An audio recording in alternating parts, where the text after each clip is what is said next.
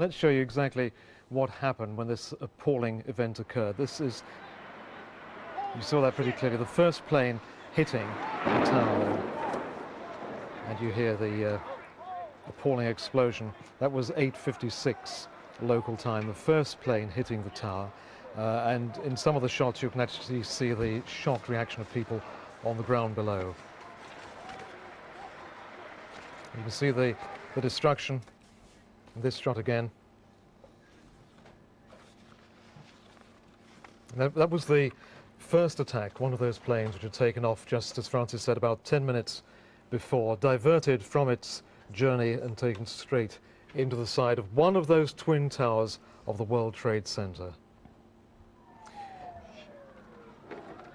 And as Francis said, that the appalling possibility is the people responsible for this, the people who carried out this devastating attack, then waited a few minutes so that the cameras would be looking at the other tower. That's the point you were making, Francis, wasn't it? That they, to get the maximum theatre, maximum publicity, if you like, from this. If you bear in mind, we have reports from 2, possibly 3 of the hijacked aircraft that the hijackers were saying, phone your families, phone other people, tell them what's happening. Right, that is done to spread terror. What would be better for, and there's the second impact there, yeah. What would be better than to make sure you have everything happening, as did happen, on live TV? This is amazing. It's awful using these words, but it's amazing use of modern technology to get your message over. It's saying, the information technology age, fine, let's use it. What does surprise me, and in fact one of our contributors earlier pointed this out, that it isn't actually so surprising, that incidentally was the second impact, that appalling explosion there, is that the people who have gone to all the trouble, in their terms, to get this and get this publicity, don't actually want to take the credit, if you like, for it. No, in the old days, as it were, when you had the original Arab-Israeli, the terrorism of the 1970s, if you had a hijacking, hostage-taking, within minutes, one of the myriad Palestinian groups would claim responsibility, saying why they'd done it. Nowadays, you almost don't need it. It's you just bask in the fact everyone knows you did it, and they're scared even more. Okay, Francis, many thanks for the moment. We will speak again a little later. Thank you. Well, it was nearly 24 hours ago that 2 commercial airlines ploughed into the twin towers of the World Trade Center, and the fires are still burning. New fires are starting. We understand the World Financial Center, part of the World Trade Center complex, is now on fire. Hearing from New York's Mayor Rudolph Giuliani that there was time to evacuate a lot of the buildings, though he says we're not sure at this point how much of the 2 buildings were evacuated in that period of time between the first attack by the airplane and when the first building came down. He said there are a lot of firefighters trapped in the remains of the building, including several top fire officials who had helped to evacuate him from a control center nearby. Well, that's the live scene. 9 people, you understand, 9 survivors have just been pulled clear. 3 policemen, 5 firefighters and 1 woman. One of the firemen said he was trapped on the 83rd floor of one of the twin towers, and he rolled, as he put it, floor by floor as the building collapsed. That building, of course, no longer exists. Well, whoever carried out the attack has rewritten the bloody history of international terrorism. The people responsible managed to bypass security, then take control of the 4 airliners and fly them onto their final deadly destination, as Sky's Lawrence Lee now reports. The working theory, backed up by mobile phone calls made from a hostage on one of the planes, is that the hijackers were working in teams, carrying knives and possibly other weapons. They killed or overpowered the crews before taking control themselves. It has also been assumed that the scale of such an operation and its incredible accuracy must have required enormous amounts of specialist knowledge and finance, but this may not be true at all. This is one of the world's best-selling computer games. It's praised for its realism. The coordinates are real, and so are the landmarks. It is possible to choose the airport you wish to take off from and to crash a plane into anything you want to. It seems perfectly possible the hijackers may have simply repeated in real life what they had learned on a computer.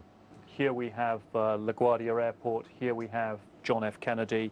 In this vicinity here is Manhattan Island. In the software such as Microsoft Flight Sim 2000, The landscape is extremely authentic. The GPS positions of monuments such as the World Trade Center are mapped exactly, and they use real-world global positioning system coordinates. It's a theory backed up by many pilots. They insist that with the simplest training, flying a plane is not that difficult, particularly when a hijacker is not concerned to try to land it safely. Some computer training, knives or guns, and a few cheap airline tickets may have been all it took. Lawrence Lee, Sky News. Straight to the live scene now of the skyline of Manhattan. With us here in the studio, the American commentator Al Scardina, who knows New York very well, of course, press attaché in the past to a New York mayor. And the World Financial Center, we understand, is now on fire. What does that consist of? The World Financial Center is a complex that was built by the Reichman family, the same people who did Canary Wharf, directly across the street from the World Trade Center, the towers.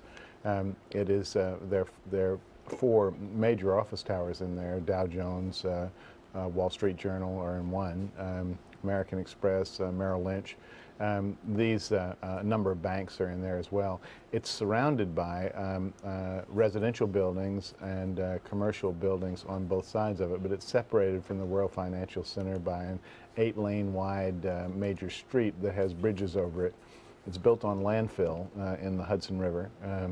It was completed in the early 1980s. It was the showpiece of Lower Manhattan architecture and Lower Manhattan office space. I mean, you can see the picture clearly there. It's not clear to see, though, is it, where it's actually on fire, but it does look very similar to Canary Wharf here in London.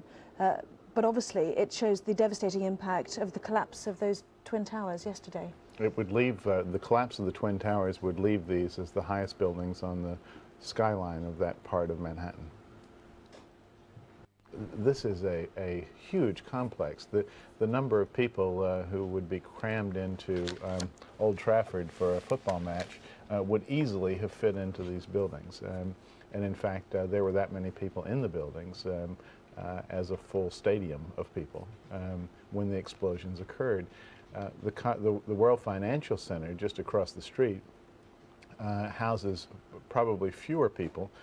They were built on a less grand scale, but certainly the complex as a whole would house half as many people. So it's enough space to house another 20 or 25,000 office workers with all of the equipment concerned. So when that catches fire, it's a nightmare it creates a chimney straight up through the building.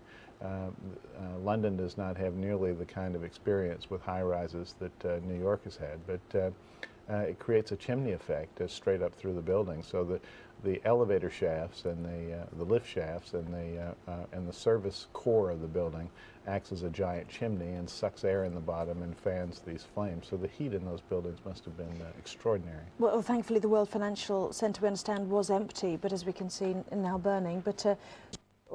And they think it was the steel that melted, and that's what caused it to drop, and that's what it looked like at this time yesterday, just moments before the first plane ploughed into the first of the Twin Towers.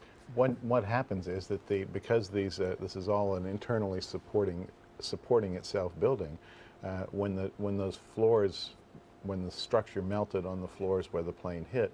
That one fireman has survived after falling 83 floors down. Yes. He said he rolled floor by floor as the building collapsed. I mean, the hope is that there will be other survivors, but looking at the pictures of an earthquake scene, really, one must only imagine the numbers of people who might have died in this. A third of those stories were above the level where the planes hit. So a third, you might imagine a third of those people, as many as a third of those people may be dead. It is a horrifying concept. And those were new pictures this morning of the first of the planes hitting the Twin Towers. The awful, awful images have been the people in the windows waving white flags and parts of their clothing to try and attract attention and try and get help, and the people who threw themselves out of those buildings in desperation. I think that the New York City Emergency Services for many, many years has gone through training and experimenting with how to get people out of a high-rise building during a disaster. There has never been a particularly successful way, except in some cases, the notion of going to the roof to lower people down to rescue people from buildings. Of course, in this situation, there was no way to do that. Well, there is the first of the Twin Towers collapsing, and of course the firefighters and policemen running from the scene. We do understand that at least 300 firefighters are thought to be missing, and about 85 policemen, New York City policemen as well, who are thought to be missing.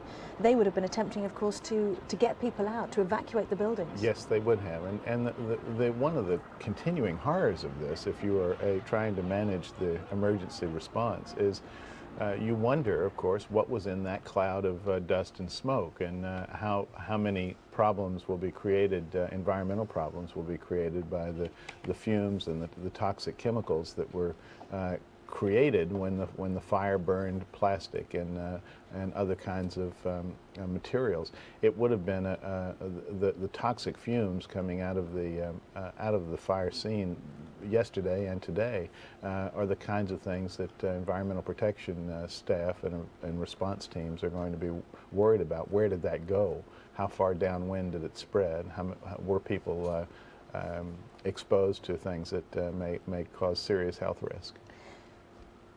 Ascardino, thank you very much indeed. We can of course see the clock on the left-hand side of the screen. It was just before 9 a.m. American time, Eastern time, and 2 p.m. UK time that this happened. We're heading towards 24 hours on from America's worst terrorist disaster.